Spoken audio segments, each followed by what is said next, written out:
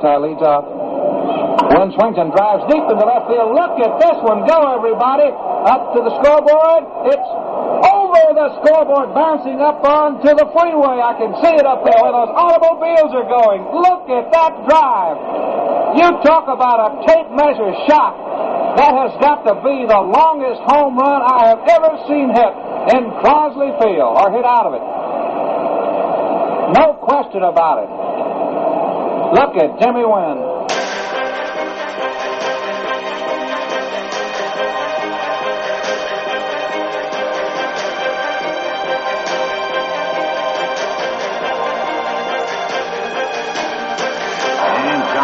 One more time set. And here comes the 2-2 pitch to Edgar Martinez down. A fastball, swung on, hit the deep center field. Bernie Williams goes back.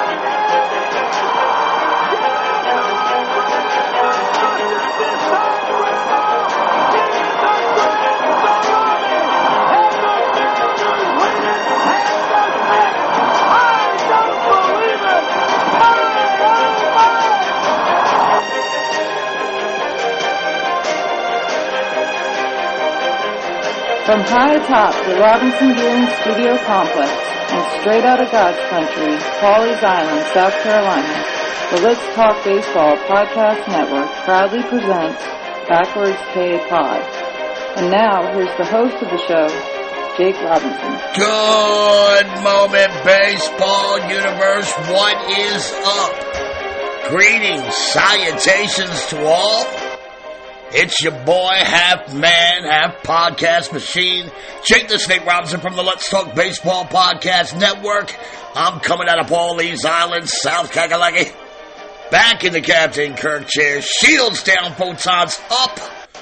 Prepare to engage on this week's digital audio program that I call Backwards K-Pod, where we collect ball players and their stories. What's up, you freaking seamheads? Want to welcome all of you, all over the globe. The word is spreading. Backwards K-Pod is available on all podcast platforms or wherever you listen to your pod, Stitcher, Google, iHeart, Podbean, etc., etc. If you listen to me on Apple or Spotify, please, by all means, hook a good brother up with a rate and a review as you see fit. I ain't skirt. I come through every Tuesday with that baseball smoke. No Patreon, no crowdsourcing. I'm never going to hand my audience an end-of-the-month bill for the content.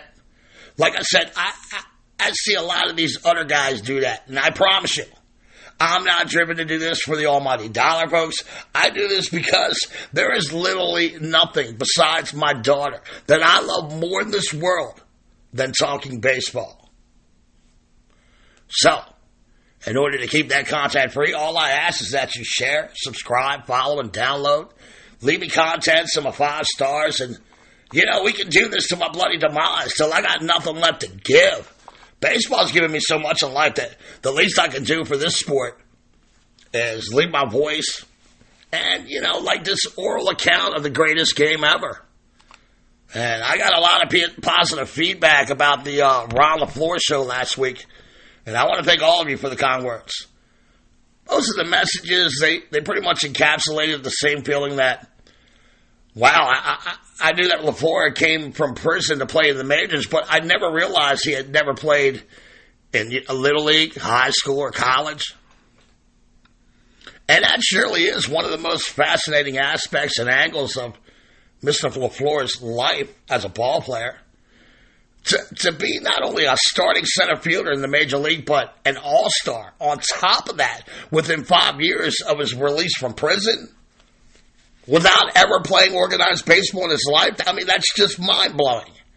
And it's a credit to just his raw, natural athletic ability. Had Ron had any type of coaching, mentoring, or disciplining as a youth, I mean, who knows how far LaFleur would have gone in the game.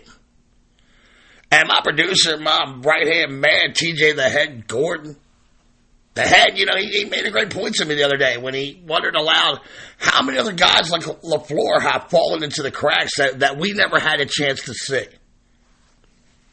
And for whatever reason, whether it's race, coaching, parenting, socioeconomic status, the environment you grew up in, Ron LaFleur has proved that the great talent is often overlooked or unrealized. And he's right, especially in the black community. And it is one of my major gripes with Major League Baseball these days. I also look at how, two legendary Hall of Fame managers in Billy Martin and Sparky Anderson, they saw LaFleur through totally different lenses of perspective. Billy was more like, this gunslinger-style manager. He had a temper. He had his own personal demons. He was always fighting. And I believe, he saw a player who had ability, and his mind deserved a chance. Now, Sparky, on the other hand, with his swift, disciplinarian, my way or the highway style, he didn't like the things that he saw going around in Ron's life. Two great managers, two different perspectives. That fascinates me. But going back to, guys falling through the cracks, I know it happens a lot in the black community. Baseball is always trying some gimmicky horseshit, whether it's pitch clocks, ghost runners, robo-umps, honorary all-star team roster spots. As if these things are like the real problems in baseball, they are not. Right now, less than 10% of baseball is played by black Americans. As black participation in the sport has dwindled, so have the ratings in America. It's not a coincidence. And to me, this should be the number one priority in baseball. There are Ron LaFleurs all around the country that the baseball universe is missing out on all the time. So, look, I had fun researching and retelling the Ron LaFleur story, and it seems like you guys enjoyed it, so thank you. I mean, I got a ton of messages on that one. And with Ron LaFleur in the rearview mirror, all aboard. It's time to get this train rolled again with this week's topic. One of the all-time yesteryear stadiums, Cincinnati's legendary Crosley Field. Now, before I dig into Crosley, I need to let you know that the Cincinnati Reds have played at 8 ballparks erected in 5 locations since their professional debut in 1869. Union Grounds was their first home, located about 2 blocks directly south of the site that would eventually become Crosley Field. The Reds played there from 1867 to 1870, and when the team, they kind of unexpectedly folded. They weren't making a lot of money. They weren't sure if this baseball thing was going to work. So from 1867 to 1870, the Reds played at Union Grounds. And if you're a native or someone planning a trip to the Queen City, Union Grounds was located just about where the fountain is now, in front of the Cincinnati Museum Center at Union Terminal. In 1876, the country's centennial year, the Reds reformed, and they built the Avenue Grounds, which sat 1 mile north of the former Union Grounds. Eventually, the team deemed the stadium impractical because of how far it was from downtown Cincinnati. So, in 1880, they moved south again to the Bank Street Grounds. The stay was short-lived, and it was located just 2 blocks north of the future Crosley Field that we're going to speak about today. Now, the Reds would lose the lease to the Bank Street Grounds in favor of an upstart Union Association baseball team known as the Cincinnati Unions, or as the natives affectionately called them, the Onions. So, after losing the lease, the Redlegs moved 2 blocks south to the corner of Finley and Western to play in League Park in 1884. And this was it was just an old brick yard. It was an old brick yard. It hadn't been used. They turned it into a baseball field. And the Reds would stay at that location for the next 86 years until 1970, playing in 3 parks erected on this site right here. the corner of Finley and Western. League Park from 1884 to 1901, Palace of the Fans from 1902 to 1911, and finally, Redland / Crosley Field from 1912 to 1970. In 1909, the Reds were averaging over 5,500 fans per game at the Palace of the Fans, which had a capacity of 6,000 people.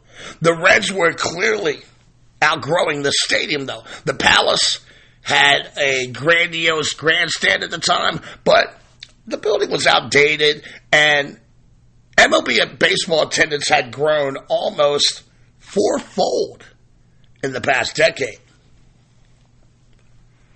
Reds president Gary Herman, he hired the architectural firm of Hake and Hake to design a new ballpark for the fans of Cincinnati.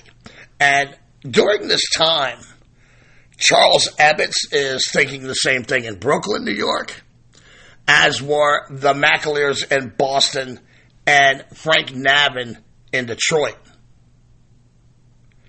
And there's optimism in the air as this professional baseball thing, it's beginning to look profitable here. Baseball had come of age with this scrappy country called America, and many of these forward-thinking owners were ready to cash in and show the world its grandeur. And as many of you in the audience know, I really love these stadium shows, especially these old jewel box era of baseball yards where they fit these amazing buildings and structures inside of these neighborhoods. And now we have Finley, Wrigley, Dodger Stadium, Shibe Park, and after today, Crosley Field in my archives. I mean, you should check out any of those if you haven't by going into the archives or whatever your platform is. You can always just stop by diamondsnakejake.podbean.com. Okay, so in keeping with the trend started by Shibe Park, Forbes Field, Comiskey Park, Cincinnati's new ballpark was built entirely with concrete and steel. The newest and most durable of construction materials of the time. Wooden stadiums are now going by the way of the dinosaur as they are susceptible to fire, and they wouldn't be able to safely accommodate the projected attendance of crowds that the owners are anticipating. Harry Hake designed the ballpark to hold about 20,696 fans. Immediately following the 1911 season, construction crews demolished the old wooden Palace of the Fans Stadium, and they had the site entirely cleared in 15 days. So, think about that. Little side note here. If you went to that last game of the season at the Palace, within 15 days, not even 3 weeks later, if you went past that spot, there was no longer a Major League Baseball stadium there, nor evidence of one ever being there. I mean, that's kind of creepy, right? And when I go back and I study these old stadiums and their construction, I'm generally amazed at how efficient and expeditiously these projects went. You know, considering in today's red tape and government world, things move so much slower nowadays, I think. So, 5 months later, at a cost of $400,000, which is equivalent to $13.2 million in the 2022 economy, Redland Field greeted the 26,336 fans who showed up for opening day, and that date was April 11th, 1912. So, over 26,000 fans come out. They watched their hometown boys beat up the Cubs 10-6. And there was an overflow of 6,000 people who stood in the outfield and in foul territory to inaugurate this new ballpark. And Gary Herman, he resisted the suggestion of naming the park after him. He instead named her Redland Field. 9 days later, both Fenway and Navin Field, a.k.a. Brick Stadium, a.k.a. Tiger Stadium. Well, those stadiums opened for business, and Ebbets Field would open a year later. So you're seeing this explosion of these stadiums right now, and it all started with Comiskey. I believe Comiskey was 1902 when it was completed. May have been 1901, but I think it was 1902. Probably one of the first of the jewel box stadiums, and, people started gravitating towards, first of all, getting rid of wood and going into concrete and steel. The lot which Redland Field was built, it was bounded by York Street on the south. Home plate sat in the southwest corner with Finley Street running down the first base lot. When the batter was looking at the batter's eye in center field, he was looking towards the northeast. Now, the old Brickyard League Park, they called it League Park. It originally had the batter facing northwest instead of northeast, which it caused, a lot of blinding glares the later in the afternoon these games went. And, of course, all games were played in the daytime then. Redland Field exterior architecture, from my understanding, was really nothing to brag about. It would never be confused with Shibe from the outside. It was a strictly utilitarian brick building that blended in well with the other brick buildings surrounding it. And, this kind of like warehouse-heavy and industrial neighborhood. She was the sheer representation that beauty sometimes lies on the inside and not on the outside. And there it sat in kind of, this dilapidated neighborhood like the jewel she was. It was an oasis where you could see the bright green grass and the smells of the park would hit you, and then you would think you walked through the gates of Red's heaven. Now, Matty Schwab, he served as the park's superintendent for 60 years after a 10-year apprenticeship under his father, John Schwab, the Reds' prior groundskeeper at League Park. League Park, Palace of the Fans, and Crosley, they would all share the same address. Yes, the grandstands were different, but the dirt and the sod remained the same.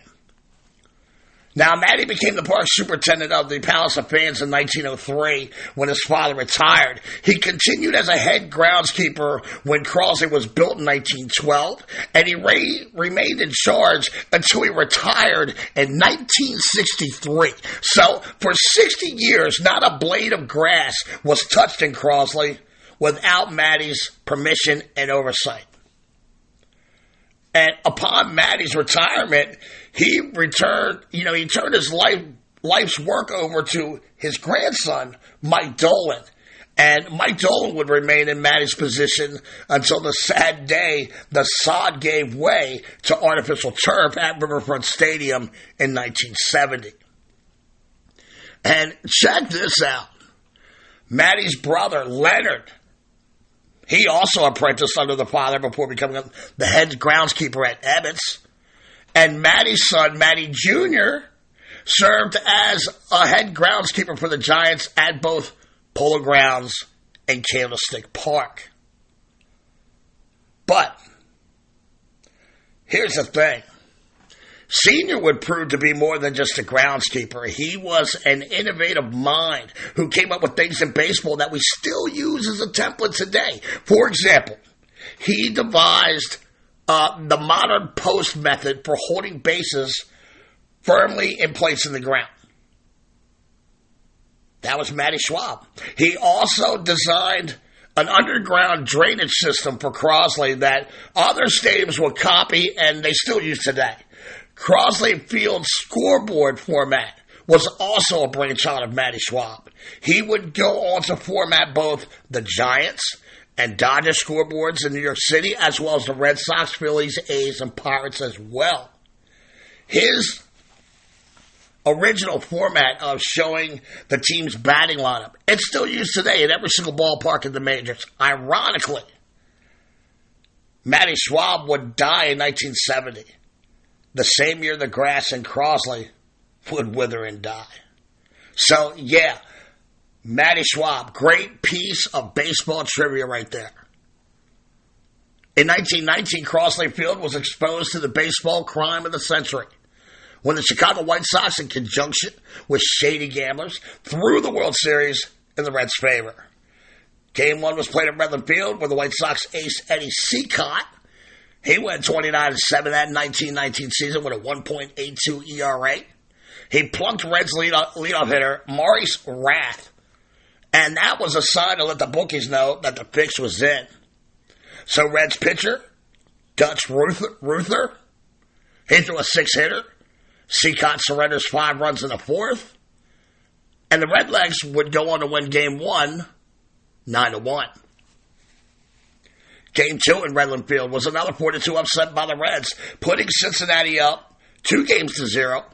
By the time the series had returned to Redland Field, the Reds had already won 4 games in this best-of-9 affair. By this time, the White Sox players, they're starting to realize that they've been double-crossed here by the bookies, and they're not going to receive their full payout for this fix. So, they begin to ball out. They win Game 6, Game 7, but they lose Game 8, and the series 5-3. The Reds enjoyed their World Championship, but their spirits, were damaged when the swirling rumors of a fix turned out to be true. And a side note here, of course, we will be examining the 1919 Black Sox fix.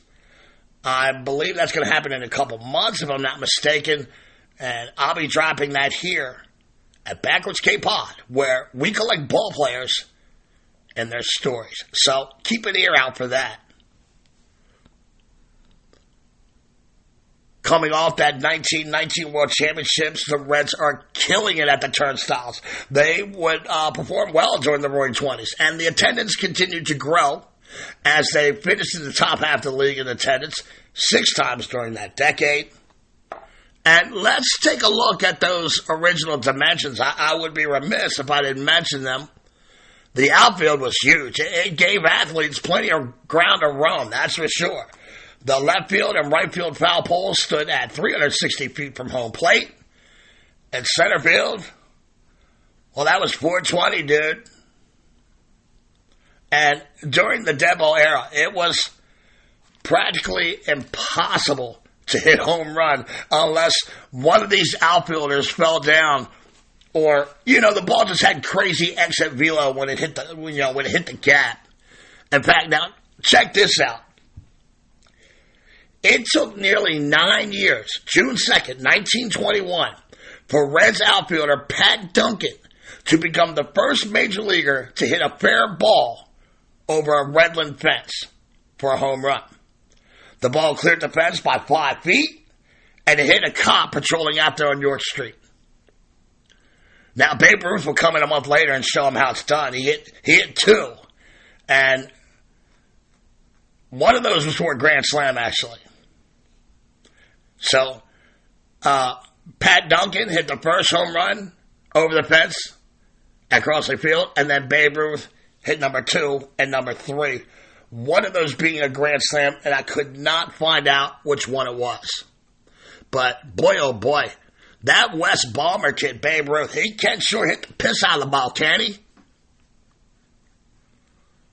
In 1927, the Redlegs added 5,364 field-level seats in foul territory, which required a slight adjustment in field dimensions. They've shortened those left field, right field poles down to 345 feet, and the park's capacity has now jumped to 26,060 people.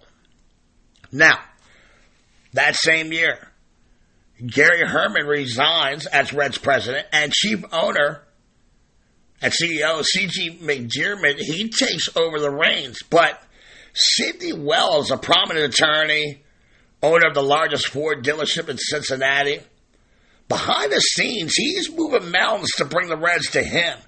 And in September of 29, he approaches McDermott about buying the Reds. McDermott, who is the largest minority stockholder, rebuffs that offer. So Wells approaches the other shareholders and offers them 4 times the market value of their shares. And in less than a week, he had majority interest in the Reds, and he promptly put McDermott out to pasture. But having paid this inflated price, he had to borrow heavily from the Central Trust Company. And that was just to keep the team afloat. 2 reasons why Wells' move was disastrous right off the rip. Well, number one, quite honestly, it's much easier to root for a team than it is to actually run one. A lesson he learned real quick. And number 2, a month after Wells' hostile takeover here, the stock market crashes, and it sets the historical timeline on course with the Great Depression. Wells had experience running the team and exposed him, but it didn't really matter much because most of Wells' waking moments consisted of, trying to keep the team from going broke. His baseball decisions were driven by financial instability, and they weren't based on baseball wisdom. And unfortunately, this almost sounds very familiar with what's going on in 2022 in Cincinnati. I'm sorry to say. His best attempt at solvency had evaporated, and he began looking for a buyer, but no one was interested by this time. Finally, 1933, the banks foreclosed. They took everything from Cindy Wells. The team, his cash, his other businesses, his home. I think they took his dog. And Central Trust Company, they hired Larry McPhail to run the team for them during the transition period. McPhail's first goal was to find a buyer for the team. And he targeted Pal Crosley, who had earlier declined overtures by Wells to buy the Reds. But McPhail had a different pitch to Crosley, and it was more of a warning. Unless he would have bought the team, the city of Cincinnati had a good chance of losing the team to an out-of-town buyer. So Crosley, more out of his loyalty to a city, bought the team. An entrepreneur who had earned his wealth in radio and the automobile industry, Crosley buys the Reds in 1934, and soon thereafter, Redland Park was officially named Crosley Field. McPhail's second priority was to increase attendance, and he knew just how to do it. Night baseball. All the other major league owners were set in their little conservative baseball ways and had resisted this idea, but there was no doubt in McPhail's mind that it would work. He had already done it in Columbus, Ohio himself when he ran a farm team there, and he had seen them used at Negro League games. And there was no doubt in Larry's mind this was the future of America and this was the future of baseball. So, trusting his instincts, he spends $50,000 installing more than 1,500 watt light bulbs atop 8 light towers surrounding Crosley Field. Side note here, $50,000 in 1934 is equivalent to around $1.1 million in the inflated 2022 economy. So, when President Franklin Delano Roosevelt pressed the telegraph key in the White House on the evening of May 24th, 1935, the field lit up like a choir of angels had smiled on the ball yard, and baseball would never be the same again. Crosley Field would draw over 445,000 fans that year, which was more than double from the year before. The Reds drew 130,377 of those fans just in the 7 night games they had. And in spite of McHale's vision and the obvious financial success of night baseball, it would take more than a decade for other teams to follow his lead. And the Cubs would hold out for another 50 years before getting lights at Wrigley. And again, we went through all that in the Wrigley Field show. Go check that out, DiamondSnakeJ.podbean.com. The 1938 season was a momentous one in history of the Queen City Cathedral. The Reds shortened the dimension a little, bringing in left field to 328 feet. Center field's now 387 feet. And right field now plays at 366 feet. On June 11th, 1938, Johnny Vandermeer pitched a no-hitter against the Boston Bees, who would later become the Boston Braves. Another topic I covered in the History of the Braves show. Check that out if you haven't heard it. In the 7th inning, Bees manager Casey Stengel, he begins to run smack on Johnny about his no-hitter in progress. And that was actually the moment that Vandermeer first realized he had this no-no going. You got to understand, back then, scoreboards only showed runs and they didn't show hits or errors. And despite Casey's best attempts to get in Johnny's head, the Reds pitcher annihilated the Braves lineup the final 2 innings of that ball game. And that was the first of 2 consecutive no-hitters. A record most baseball fans believe will never be broken. 4 days later, June 15th, he would pitch that second no-hitter in the first night game in Ebbets Field history versus the Brooklyn Dodgers. Just a few weeks later, Matty Schaub had Crosley Field looking inspection ready as they hosted the All-Star Game on July 6th in a game that saw Johnny Vandermeer start and toss 3 shutout innings en route to an NL 4-1 victory. That offseason, Crosley added more than 3,000 seats by expanding the upper deck down the first and third base lines. The extra seating gave Crosley an expanded capacity of 29,041 fans now. In 1939, the Reds went back to the World Series for the first time since 1919. This time, however, the American League team came in to win, as the New York Yankees swept the Reds in 4 games. In Game 4 at Crosley, the Reds led 4-2 going into the 9th, but Cincinnati would commit an error on a game-ending double play in the 9th, and 3 more errors in the 10th to help the Yankees win their 4th title in a row. The World Series returned to Cincinnati in 1940, as Crosley Field hosted the first 2 games of the series, as well as the last 2, versus the Tigers of Detroit. And even though the Reds would finally take the strap, the memorable moment of this series was Game 2, when Tigers pitcher Bobo Newsom beat the Reds 7-2 in front of his father, who would later die that day of a heart attack.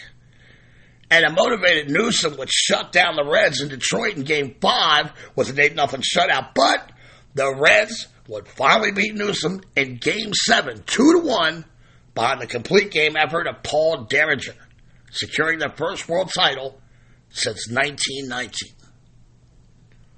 On August 29, 1943, Crosley Field saw her largest attendance when 38,017 fans showed out to watch the Redlegs beat the Cards 5-3.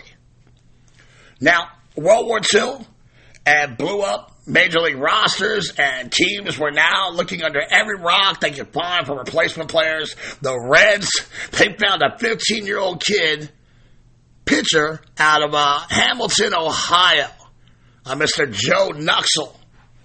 On June 10th, 1944, Nuxle becomes the youngest player to ever appear in a Major League Baseball game. Just months before, he's pitching against 13 and 14-year-olds, and now he's 15 years old, facing Stan Musial and the St. Louis Cardinals. So, as you can imagine, 2 hits, 5 walks, 5 runs, and a wild pitch later, his frightening debut comes to a close with a 67.5 ERA as the Cubs pound the Reds 18-0. And Nuxle didn't return to the Reds for another 8 years. And when he did, the old left-hander, he compiled a 135-117 record and a 3.90 ERA. All but 5 of those victories came with Cincinnati. And after his playing days were over, Nuxle, the old left-hander, he worked for Reds television and radio broadcasts for 37 years, alongside guys like Wade Hoyt, Al Michaels, and Marty Brennaman. On June 22nd, 1947, the impossible almost actually happens at Crosley Field. Reds pitcher Ewell Blackwell. He had no-hit the Braves 4 days earlier, and he had now gone eight and a third innings without giving up a hit to the Braves once again. In the first game of a doubleheader, with only 2 outs to go to tie the improbable record, Eddie Stanky hit a ball in the screws, a hot grounder up the middle, and through the legs of Blackwell and into center field to destroy the chance at history. Crosley Field would host the 20th All-Star Game in 1953. The National League won 5-1. The AL would score a run in the ninth to avoid the shutout embarrassment. In 1961, the Reds shocked the world behind the play of Jim O'Toole, Joey J., Jim Brosnan, Bill Henry, Vada Pinson, and league MVP Frank Robinson by winning 93 games in the NL pennant, only to again face the mighty Yankees and the M&M boys, Mano and Maris, on that historic 1961 Yankees team. So, the Bombers sliced right through them, taking the series of 5. Crosley Field was dressed in her Matty Schwab 9s for games 3, 4, and 5, but for the most part, the games weren't even competitive. The most competitive one was probably Game 5 when Maris hits the series-clinching home run in the top of the ninth to capture the title. But there was more to Crosley than just big games. She was quirky, and her evolution was both charming and lovable. It had a flagpole that stood 82 feet above the ground in left center field. Any ball hitting that pole was still in play unless it bounced out of play and then it was a double. The scoreboard evolved, and it grew in both size and magnificence. It would eventually reach 58 feet in height, and its signature 7-foot Lawton's clock perched on top. And at the peak of her performance, she was both electronic and manual. And it usually took 5 men to work the board on game day, and Wally Post once shattered through a few panels with a home run blast. It was the only park that had ground rules painted on the walls in certain areas of the park where the play may be interrupted. And that is interesting. If you get a chance, you should Google ground rules on Crosley Field walls. It's pretty interesting. Both the home and visitor clubhouses were located in separate buildings behind left field, and both teams, their players were exposed to fans when entering or leaving the ball field. For most of the ballpark's history, the Superior Towel and Linen Service building sat in the backdrop of left field. Most fans, they referred to it simply as the laundry. But radio announcer Wade Hoyt called it Burgerland in honor of his main broadcast sponsor, Burger Beer. A huge advertisement sign. It crowned the top of that building by Siebler suits, and it had the words, "Hit the sign, win a suit." And folks, Wally Post was the best dressed Red in town as he hit that sign 11 goddamn times. In 1953, with the rise of the powerful Ted Kluszewski, Crosley Field added another 700 feet in front of the right field fence, and that reduced its size to 342 feet from home plate now. But surely, one of the quirkiest facets of Crosley was the 15-degree incline known as the terrace that lay in front of the left field wall. And if you remember from my past shows, both Fenway, Shine Park, they had inclines in their outfield as well. It was called a warning track, but you rarely see outfielders trip over warning traps, which was, like a regular occurrence at Crosley, especially to visiting teams. In fact, the great Babe Ruth embarrassed himself on this field just days before he announced his retirement. York Street was 4 feet higher than the playing field, and the steep incline eliminated the need for a retaining wall to keep the street from falling into the field. Now, Matty Schwab would enter, he would add like this gentler terrace to both center field and right field to accommodate the standing room only crowd. Henry Hartman was the public address announcer for the Reds in the 30s. Paul Summercamp And, just his beautiful, deep, rich voice. He took over in 1951 until his retirement in 1985. If you would like to hear Summer Camp's voice, and why wouldn't you? It's awesome. It's amazing. When this show is over, go to the Big Red Machine show that I did. And in the very beginning of that show, I have audio of his style. Ronnie Dale, he manned the organ for decades. During the seventh inning stretch, he could be heard banging out the Mexican hat dance. I love that song. Fenway Park, Tiger Stadium, Crosley Field, they all opened within a week of each other in 1912. Tiger Stadium lasted until 2000. We'll be doing a show on that in the future. Fenway is still going strong here in 2022. By the 1960s, Reds owners decided it was time to put the old girl down. They chose architects Heary and Heary. But that's just kind of funny. The first architect firm was Hake and Hake. And now they're turning to Heary and Heary. Well, they go to them guys. They want them to design a new ballpark on the banks of the Ohio River, a multi-purpose donut-shaped stadium to be called Riverfront Stadium. And I said this during the Sean Park show. It's amazing that the Phils go from, a baseball cathedral like Schwab, or by that time, Connie Mack Stadium. They go from that to the Vet, and it's the same thing here with the Reds. They're going from Crosley Field to Riverfront. And it just blows me away that these multi-purpose tulip bowls were ever the rage in baseball.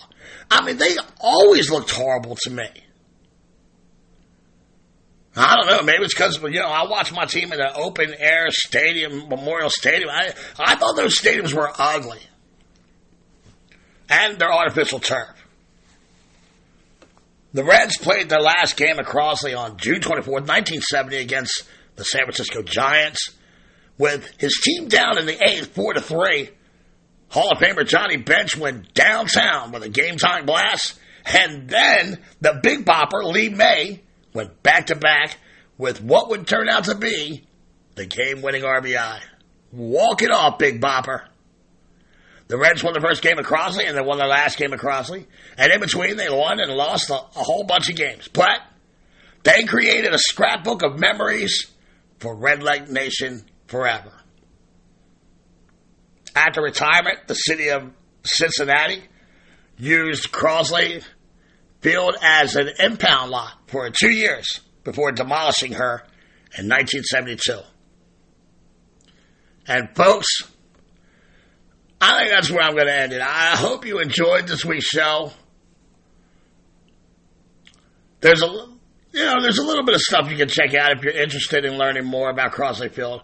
I highly recommend a book I got from Amazon called Cincinnati's Crosley Field, a gem in the Queen City. It's edited by Gregory Wolfe. I got it for $19, and it was invaluable to my research. They have some real cool video on YouTube, a lot of old games without play-by-play, although there is a great video of Vince Scully calling a Pete Rose home run at Crosley. So maybe, you want to go check that out. As for checking out, and before I do, check out my YouTube and Facebook pages that fly under the Let's Talk Baseball Podcast Network banner. Visit the show's Twitter page at back_K_podcast. Or like I've said all show, just, check out the expanding vault of shows wherever you listen to your pods or at my website, diamondsnakejake.podbean.com. As for next week, well, it's All-Star Tuesday, so of course the Snake is going to make sure you got that history of the All-Star game right when you wake up on Tuesday morning. So you'll be able to check that out before the game. And look, just when you think you have all the answers, I change the questions. That's called setting the table.